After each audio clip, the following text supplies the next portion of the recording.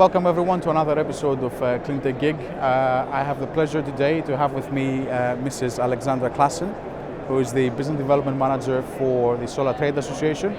As usual, we're going to have a conversation and try to get her insights on the next day of solar and what's the future of our industry, and what should we expect from the Solar Trade Association. Obviously, this is a recording in the Solar and Storage live exhibition, so excuse the surrounding noise. We will try to do our best. So, Aleksandra, thank you very much for being with us. So, first of all, tell us a bit about the STA. Who are you? What do you do? And how do you support your members? So we're a trade body, and we represent the solar and storage industries. We have almost 200 members. We've been growing quite considerably in the last year. And essentially what we do is we we help shape policy in the UK, and we provide lobbying support, and we provide market intelligence for our members, and essentially try to help their businesses grow. So making sure that some of the policies that the government is implementing are actually favorable for the continued growth of renewables, and that includes new development and also operations and maintenance and basically managing existing assets, of which in the UK there are 13 gigawatts. It's quite a sizable market already. So today is a testament of our market. Yes, that's why it's so buzzy. It's so buzzy, and it's significantly more busy than the previous years. Especially I look around on the startup zone, it's fantastic. We have all this kind of information around us. So how do you feel? What's your first impressions, if you would like, for all of this? Yeah. We definitely feel like there's kind of more positivity in the market, and I think this is a testament as well. And it seems like, given that we've moved past a lot of the structures that allowed the renewables industry to grow here, in terms of the end of the feed-in tariff, obviously, that happened at the end of March this year, there's kind of a new buoyancy in the industry about innovation and about developing projects in different ways that help meet our ultimate needs. So obviously, the UK has legislated for net zero this year, and I think most people here are actually thinking that this is really going to pave a pathway. The government's going to take things a bit more seriously, and provide the kind of support that we need, not necessarily in the shape of subsidies, but again in certain things that you'll probably hear about a little bit more on when you speak to some of my other colleagues in terms of the policy changes that is necessary. But even in terms of what the local authorities are doing and what devolved organizations are doing, that has been a very big change. So recently the STA, it's about to publish a report that we did on basically building standards in local authorities, and we've shown that over 50% of local authorities in the UK are mandating higher building regulations than the national standards, which is really quite impressive. And in Scotland it's even higher than that, and Scottish building regulations are more ambitious than England and Wales. Yes. Well, in Scotland, actually, almost close to 90% of new build housing is coming online with solar. That's quite incredible. Yeah, quite small panels. So we hope to have an influence on that as well. But it kind of shows the trajectory of the industry, and obviously storage is a massive game changer. So it's not just about the government and bringing favorable policy anymore. It's we have a change in the front runners. We have now front runners being the local authorities, perhaps the social housing associations, big businesses, corporates. We have the RE 100 very soon as well, that I know you are involved as the STA. So we have a change on who is leading and running the industry, essentially. We're moving away from the classical infrastructure funds or the classical pension funds, and we have more players coming in to drive this decarbonization, if you would like, of the UK economy. So how do you actually support your members? What kind of factions do you have how do you bring people together? How do you engage with people? Yeah, so one of the most effective things that we do for our members is run working groups. So we do one for different sectors. We have 8 working groups. We run them every quarter. In those groups we bring together basically the leading players in the industry, and we bring in stakeholders that that have to deliver information to us. For example, we'll bring people in from government, we'll bring in DNOs. So a big focus on one side of the STA is engaging with district network operators and trying to get more grid connections, more favorable terms. We bring all these people together and we have open discussions, which is really, really useful. And then again, people do their own thing. You know how busy it is to run a company or run several or be wearing different hats. Many of our members do the same thing. So to have one place where they can all meet once a quarter in London or in Scotland is very, very useful. We also run events. And we are starting to engage much more, as you said, with those new driving players. So local authorities, and again, resource and other organizations that represent end users that perhaps need some more education, or we can play a facilitating role to bring these people together. So it's about educating the end user, educating the industry needs to take its own initiatives to educate, if you would like, the end user. Whether it's a private business owner or a housing association, doesn't really matter. They need to understand how solar works, and it's actually a decentralized micro generator or micro power plant, right. And we need to treat it as such. Yeah. And setting standards is really, really important. So this is, we have the O&M working group and the O&M task force that we're involved in with Solar Power Europe, that you're involved in as well. So you know a lot about that. But for sure, and then with storage moving forward, we need to be able to really How is this blending along? How is this like, how is this, you have solar now and you have storage and you have EV and we see new business models, we've seen things that we haven't seen in the past. So how is this all rolling along? I think most of it is rolling along currently in the trial stage for many of these projects. But we hope to see that the learnings that are coming out from these trials are not going to kind of disappear under a table somewhere like it has historically happened many times. And again, I think that's where the industry, that's where it's at. So it does need funders still. It does need people really to underwrite certain certainty moving forward. But that's the future, right? So you're not gonna, it's no longer you just want some solar on your home. I mean, some people still do, and that's great, and we support that. But in terms of the decentralized, distributed future that we need in order to reach net zero, it has to be a complete package. Some people still think that domestic consumers want to be able to control their energy, and some do. Is that going to be the one way forward? Probably not. Is there going to be any sort of one pathway forward? Probably not. And that's where it's exciting, because that means that different companies can get involved and branch out, and that's where the sector really starts to grow and like grow roots. Let's address the elephant in the room. Yeah. We have a movement in Europe to actually decarbonize. So we have specific policies being taken in or being put in place to close down, power plants that they have coal as primary fuel or gas or whatever else. Do you think that Brexit will have an impact and you will have different policies being adopted in the UK as perhaps a result of a possible separation? It's very, very difficult to tell. Our membership is very, very extensive. So we support many different types of organizations.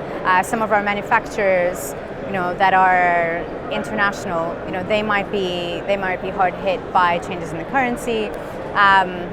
It's really hard to tell, but ultimately I think that these things aren't going to change. Local authorities will still need to decarbonize. Businesses still need to cut their energy costs down.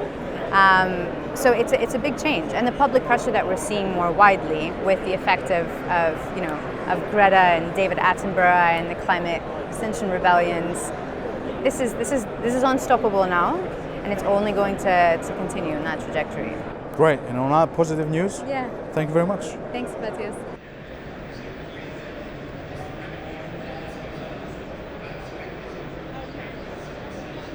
Following the discussion we had with Aleksandra Klassen, it is a pleasure to have with me Nicholas Gall, who is the Senior Policy Analyst in the SDA, and we will have a chat about the current policies that the government is looking to adopt, and why should people start considering what kind of effects these policies will and impact the policies will have on their assets. So Nick, thank you very much for taking the time to speak with me. Here. Yeah. So first of all, what are your impressions from this year's Solar and Storage Live? It's very upbeat. So I was here last year, obviously, and I think the atmosphere is a lot more energetic this year. People seem very positive about the direction the industry is going. it feels very optimistic. Yeah. Great. So, TCR, what is it? Why should people start taking serious note on TCR? So the TCR is the Targeted Charging Review, a huge suite of network charging reforms that Ofgem, the regulator, are introducing to the UK market. And they're going to impact distributed energy generation in two ways. So both pertain to what are called residual charges, which are a component of the charges that network companies are able to recoup from their customers effectively, like consumers and generators. So the first piece is to do with on-site generation and storage. And effectively, Ofgem are looking to switch from the current model where you pay for the poles and wires of the network based on how much electricity you use to a fixed charge per connection to the grid. So for a large commercial or industrial with a lot of on-site generation who've been able to avoid peak charging historically, they're potentially looking at a 10-fold increase in the amount of network charges that they have to pay. So for like a large factory who have been used to avoiding triad peaks using batteries or on-site generation, they're potentially going to see an increase of £90,000 a year in new network charges from 10 to 100. Very significant. And obviously that really impacts on-site solar generation and the economics of that. We estimate at the STA that that could potentially reduce the economic value of on-site solar for a large commercial or industrial by 10 to 15%. So definitely a real concern for the sector. But this hits the current operational sites, whether they are utility scale or commercial scale, and it adds another component or another complexity on new development. So when we do our new financial models, we should be taking that into consideration as well. Absolutely. So they haven't yet decided on which specific trajectory they're going to take, but it looks like they're very keen on pursuing a fixed charge as opposed to the current net volumetric charge, aka like how much energy you're using. So that's one piece. The other piece is what's called embedded benefit reform. And this refers to the fact that in the UK, all solar is connected to the distribution network. And as such, it doesn't have to pay for the cost of balancing the transmission network, where there can be pretty significant disparities in supply and demand. That benefit is, it accrues to solar in two ways. So first, they don't have to pay that charge, and they can receive a benefit from suppliers with whom they contract in their PPAs for helping those suppliers avoid their share of that charge. So you have these two benefits that together are worth about £5 a megawatt hour. So you're looking at potentially 10 to 12% of the wholesale price in additional benefit that is sort of just laid out in your PPA with a supplier, for example. And what is our proposal, Nick? What do we do as an industry to somehow leverage that, counteract that? What is the STA proposing? Well, so we've already succeeded in delaying implementation of that policy by at least a year. So initially, Ofgem were talking about introducing this reform as soon as 2020. Thankfully, that is now firmly off the table. We have pushed very hard to align implementation of that piece with the new Rio price controls that are going to take effect for the network operators in 2023. So it could potentially be delayed a couple of more years. Ofgem seem receptive to that argument. But in terms of the brunt of the impact, I mean, we have, I think, and still this remains to be confirmed, but I think we have succeeded in reducing the financial impact of that by about half. So initially, Ofgem were talking about not only removing the avoidance benefit, which is what generators receive from suppliers for helping the suppliers offset their share of network balancing. So that piece is probably off the table, unfortunately. But in terms of distributed generation actually having to pay the cost of transmission system balancing, I think we have forestalled that. So hopefully we're looking at a potential net loss per megawatt hour of £2.50 rather than £5. But it is undeniably a significant... On an unsubsidized environment where capex is essentially, you know, an extremely important KPI, and it's make or break kind of situation. On new development, £2.50 is a significant. We will have a significant impact. So our own analysis suggests that this is going to prevent, I believe, 5 gigawatts of potential subsidy-free solar from coming online by 2030 that would have been viable otherwise were it not for these reforms. So very, very significant. Totally counter to the UK government's stated objectives around net zero by 2050, decarbonization. It's a real step backward, and it's very harmful for the industry. Very briefly, Nick, what other policies are you working on and looking at? What other activities you do on the policy side within the SDA?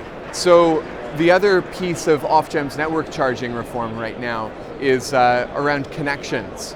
So they're introducing a lot more flexibility and a lot more options for smarter and shareable connections that hopefully will enable solar and distributed generation and storage to connect to the grid quicker, cheaper, and more efficiently, and in places where that generation or storage is most needed and can deliver the best value to the grid. So that's being launched in parallel to the TCR reforms I was just describing. And that's something that we're working really hard with ENA, the Electricity Networks Association, and other stakeholders to derive the most benefit possible for solar and storage from those reforms. But I think it could be something that's actually very positive for the sector. So you're looking at, for example, being able to connect a solar farm only during the day and then share the connection with a gas peaker or something overnight when the solar wouldn't be generating anyway. And I mean, currently you can do that on sort of an ad hoc basis, but this would formalize those opportunities and establish a framework around rewarding that kind of flexibility in a new way. And I think that could be really positive for the sector. Great. Nick, thank you very much for your discussion. Appreciate Appreciate it. Cheers.